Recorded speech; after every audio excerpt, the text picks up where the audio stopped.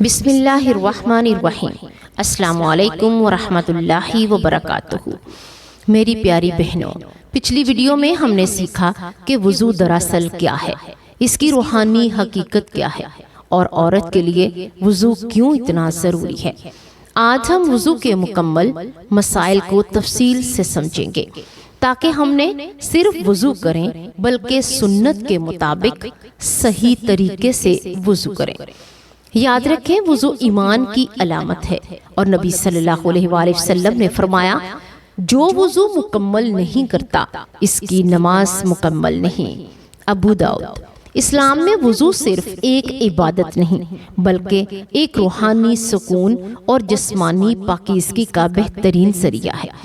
آج کی ویڈیو میں ہم وضو کے فرائض، سنتیں، مستحبات اور مکروہات کو دیکھیں گے تاکہ آپ جان سکیں کہ نماز کی قبولیت کے لیے کون سے اعمال لازمی ہیں اور کون سے اعمال آپ کی عبادت کو مزید خوبصورت بنا سکتے ہیں۔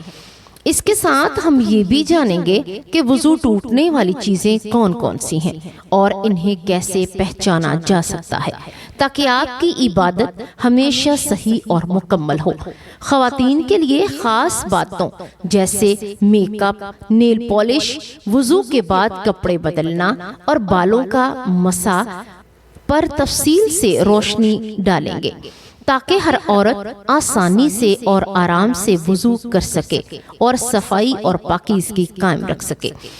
تو آپ بس آخر تک ہمارے ساتھ رہیے کیونکہ آج کی ویڈیو میں ہم وضو کے ہر چھوٹے بڑے پہلو کو آسان اور دلچسپ انداز میں سمجھیں گے اور آخر میں آپ کو ہر سوال کا مکمل اور واضح جواب ملے گا۔ یقیناً یہ ویڈیو آپ کی عبادت کو اور بھی بہتر بنانے میں مددگار ثابت ہوگی۔ میری بہنوں، سب سے پہلے سمجھ لیتے ہیں کہ وضو کے فرائض کیا ہیں۔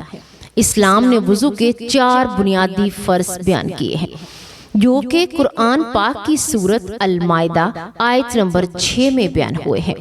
نمبر 1، چہرہ دھونا، یعنی پیشانی کے بالوں سے ٹھوڑی تک اور ایک کان سے دوسرے کان تک پورا چہرہ دھونا۔ اگر آبرو، ہونٹ یا ناک پر میل یا کریم وغیرہ لگی ہو تو اسے صاف کر لینا چاہیے تاکہ پانی جلد تک پہنچ سکے۔ نمبر 2، ہاتھ کوہنیوں سمیت دھونا۔ دائیں ہاتھ سے شروع کریں، پھر بائیں انگوٹھیاں، چوڑیاں یا بریسلیٹ اگر تنگ ہوں تو انہیں حرکت دیں تاکہ پانی اندر تک پہنچ جائے۔ نمبر 3، سر کا مسح کرنا۔ یہ فرض ہے، پورے سر پر ہاتھ پھیرنا چاہیے۔ خواتین کے لیے آسانی ہے، اگر بال بندھے ہوئے ہوں تو صرف سر کے اوپر سے مسح کر لینا کافی ہے۔ نبی صلی اللہ علیہ وآلہ وسلم نے فرمایا، عورت کو مسح کے لیے اپنے بال کھولنے کی ضرورت نہیں، بس سر کے اوپر سے ہاتھ پھیر لے۔ ابن ماجہ۔ نمبر 4، پاؤں ٹخنوں سمیت دھونا۔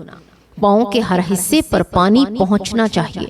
انگلیوں کے درمیان پانی پہنچانے کے لیے انگلیوں میں انگلیاں ڈال کر کرنا سنت ہے۔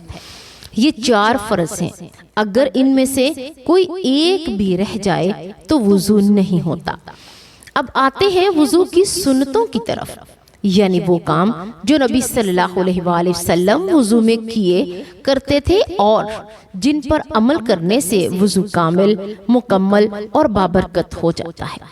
نبی کریم صلی اللہ علیہ وآلہ وسلم کا طریقہ یہ تھا کہ آپ وضو شروع کرنے سے پہلے بسم اللہ الرحمن الرحیم کہتے، پھر دونوں ہاتھ کلائیوں تک 3 مرتبہ دھوتے، پھر کلی کرتے، ناک میں پانی چڑھاتے، چہرہ دھوتے، ہاتھ کوہنیوں تک 3 بار دھوتے، سر کا مسح کرتے، پھر کانوں کا مسح الگ کرتے اور آخر میں پاؤں 3 بار دھوتے۔ یہ ہے سنت نبوی صلی اللہ علیہ وآلہ وسلم وضو کا صحیح طریقہ۔ آپ صلی اللہ علیہ وآلہ وسلم فرمایا کرتے تھے، جو شخص وضو اس طرح کرے جیسے کہ میں کرتا ہوں، پھر 2 رکعت نماز پڑھے تو اللہ تعالیٰ اس کے پچھلے گناہ معاف فرما دیتا ہے۔ بخاری۔ وضو میں ترتیب کا لحاظ رکھنا، ہر عضو کو 3 مرتبہ دھونا، بائیں سے پہلے دائیں اور جانب شروع کرنا سنت ہے۔ اب ایک نکتہ جو بہت سی خواتین بھول جاتی ہیں، وضو صرف پانی بہانے کا نام نہیں بلکہ نیت کا عمل ہے۔ وضو کی نیت دل میں کی جاتی ہے، زبان سے کہنا نویت الوضوء لی رفع الحدث سنت نہیں بلکہ دل میں ارادہ کافی ہے، میں پاکیزگی کے لیے وضو کر رہی ہوں۔ اب سمجھتے ہیں وضو کے مستحبات اور آداب کو۔ وضو کرتے وقت قبلہ رخ ہونا بہتر ہے۔ وضو کے دوران ذکر دعا کرنا باعث برکت ہے۔ ہر عضو کو اچھی طرح دھونا کہ پانی بہہ جائے۔ وضو کے بعد 2 رکعت نفل نماز ادا کرنا۔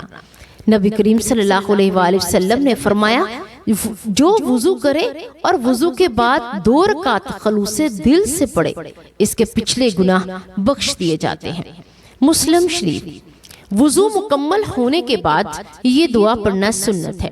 اشہد ان لا الہ الا اللہ وحدہ لا شریک لہ واشہد ان محمد عبدہ ورسولہ اللہم اجعلنی من التوابین واجعلنی من المتطہرین۔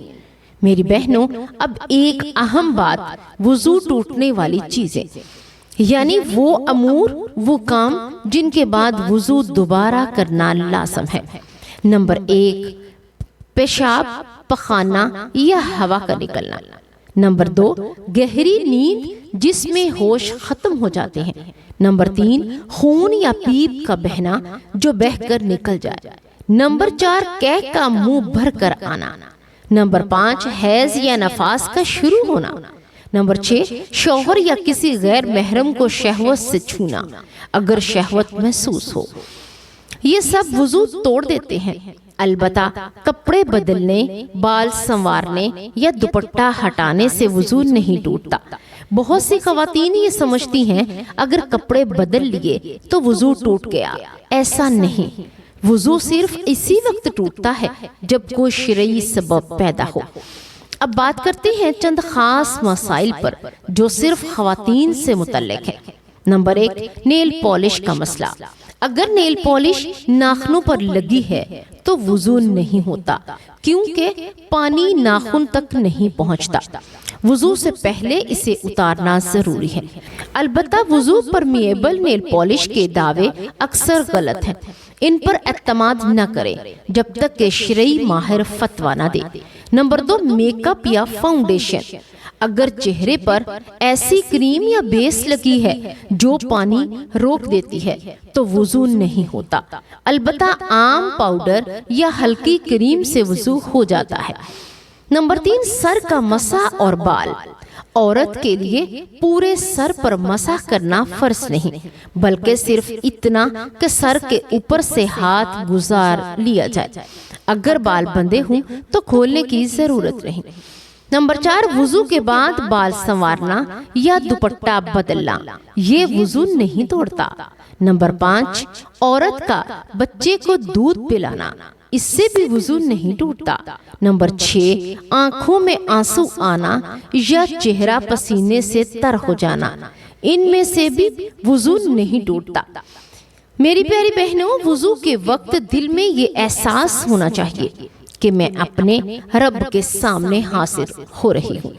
جب پانی چہرے پر بہے تو دل میں کہو یا اللہ میرے چہرے کے گناہ دھو دے۔ جب ہاتھ دھو تو کہو یا اللہ میرے اعمال پاک کر دے۔ جب پاؤں کو دھو تو کہو یا اللہ میرے قدم جنت کی طرف بڑھا دے۔ یہی وہ روح ہے جو وضو کو عبادت بناتی ہے۔ ایک روایت میں آتا ہے کہ نبی صلی اللہ علیہ وآلہ وسلم نے فرمایا جب بندہ وضو کرتا ہے تو ہر قطرہ زمین پر گرنے سے پہلے اللہ تعالیٰ اس کے گناہ بخش دیتا ہے۔ مسند احمد۔ اور دوسری روایت میں فرمایا جو شخص ہر وقت وضو میں رہتا ہے اس کے لیے موت کے وقت ایمان کی گواہی آسان ہو جاتی ہے۔ ترمذی۔ یہ وہ راز ہے جو بہت کم لوگ جانتے ہیں۔ وضو دراصل ایک ڈھال ہے، ایک نور ہے، ایک حفاظت ہے۔ یہ وضو ہی ہے جو شیطان کو انسان سے دور رکھتا ہے۔ میری بہنوں، وضو کرتے وقت جلدی نہ کریں، آرام سے، ترتیب سے، نیت کے ساتھ کریں۔ پانی ضائع نہ کریں، کیونکہ رسول اللہ صلی اللہ علیہ وآلہ وسلم نے فرمایا وضو میں اسراف نہ کرو، چاہے تم بہتے دریا کے کنارے پر ہو۔ ابن ماجہ۔ کتنا پیارا دین ہے جو ہمیں وضو جیسے چھوٹے عمل میں بھی اعتدال سکھاتا ہے۔ یاد رکھو، وضو کے بغیر کوئی عبادت مکمل نہیں، چاہے نماز ہو، تلاوت ہو، دعا ہو یا طواف، سب وضو سے جڑی ہوئی ہیں۔ یہ وضو ہی ہے جو دل کو نرم کرتا، روح کو منور کرتا ہے اور بندے کو اللہ کے قریب لاتا ہے۔ آخری بات، نبی صلی اللہ علیہ وآلہ وسلم نے فرمایا جب بندہ وضو کر کے کہتا ہے اشہد ان لا الہ الا اللہ، تو جنت کے 8 دروازے اس کے لیے کھول دیے جاتے ہیں۔ مسلم شریف۔ سوچو میری بہنوں، ایک سادہ سا عمل، ایک چند منٹ کا وضو، اور انعام ہے جنت کے دروازے۔ اللہ تعالیٰ ہمیں وضو کی اہمیت سمجھنے، صحیح طریقے کے ساتھ وضو کرنے اور ہمیشہ وضو کی حالت میں رہنے کی توفیق عطا فرمائے۔ اللہ تبارک و تعالیٰ سے دعا ہے کہ اللہ تبارک و تعالیٰ ہمیں نیکی کی بات کو سننے، سمجھنے اور اس پر عمل کرنے کی توفیق عطا فرمائے۔ اللہ تبارک و تعالیٰ ہمیں قرآن و سنت کے مطابق زندگی گزارنے کی توفیق دے اور ہمیں ایمان کی حالت میں ہی زندہ رکھے اور ایمان کی حالت میں ہی ہمارا خاتمہ کرے۔ اللہ تبارک و تعالیٰ ہم تمام کا حامی و ناصر ہو۔ آمین یا رب العالمین۔